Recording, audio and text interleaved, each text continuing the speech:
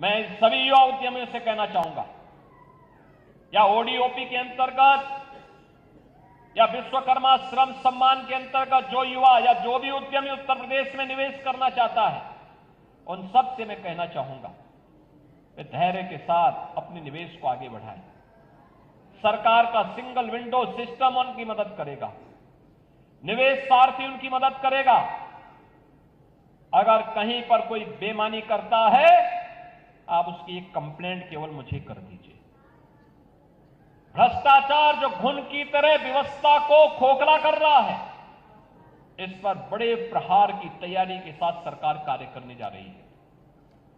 हमने पहले ही कहा है कि अपराध और अपराधियों के प्रति, भ्रष्टाचार और भ्रष्टाचारियों के प्रति सरकार जीरो टॉलरेंस की नीति के तहत काम करेगी, और उसी जीरो टॉलरेंस की नीति के तहत मैं आपका आह्वान करने के लिए आया हूं।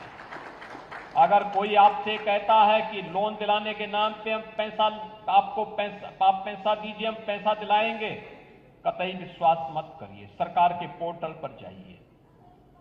अगर कोई आपसे अनावश्यक रूप से धनराशि की मांग करता है, आप उसकी शिकायत करिए। हम उसकी जांच करवा करके जवाबदेही तय करवा देंगे वहां पे। और याद रखना, जो गलत तरीके से आपसे पैसे की डिमांड करेगा, याद रखना, मुझे लगता है कि वह व्यक्ति अंतिम उस परिवार की सर्विस होगी, उसके बाद फिर कभी कोई सरकारी सेवा में आने वाला नहीं है। फिर उसके बाद कभी उसको अवसर नहीं मिलने वाला है।